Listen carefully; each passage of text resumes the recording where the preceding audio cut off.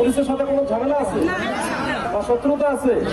তাহলে আমি তো এখানে যারা এই যে আউটসোর্সিং এ যারা আছেন সবার উদ্দেশ্যেই বলি, আপনারা এর আগে যতবার বলছেন যে স্যার আমরা একটু সচিবালয়ে যাব, সচিবালয় সংশ্লিষ্ট দপ্তরের সাথে বা বিভাগের সাথে আমরা একটু কথা বলবো, কথা বলে আমাদের যে বিষয়গুলো আছে সমস্যাগুলো আছে সমাধান করতে চাই। তো আমরা তো চাই সবসময় হচ্ছে আলোচনার মাধ্যমে শান্তিপূর্ণ উপায়ে সমাধান করা।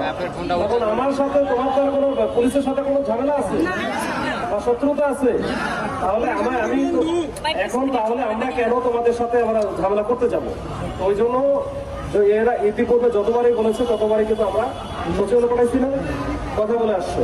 এখন এসে আমরা আজকে বলতেছো যে এরকম আমরা মাস্টার সচিবালয়, মাস্টার সচিবালয় কেন? যে অর্থ সচিবের সাথে দেখি তোমাদের দেখা হয় না বা কথা হয় না।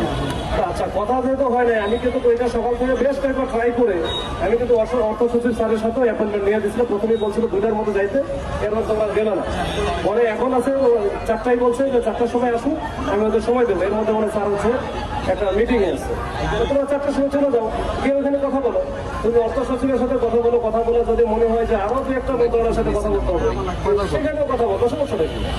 তাহলে তোমার ওটা না করে এখানে গরম করতেছো কেন? এখানে যখন রাস্তায় নামবা তখন আমি রাস্তায় নামতে দিব বা দেওয়া উচিত? আমি তো তোমার জন্য সবই করতেছি, তো তোমার রাস্তায় নামবা কেন আমার বলো?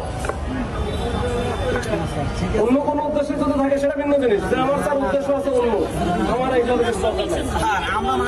তাহলে তোমাদের যে 2জন বা 3জন বা 4জন যাইতে চাও, আমাদের গাড়ি আছে, আমি পাঠাই দিতেছি, গিয়ে কথা বলে আসো।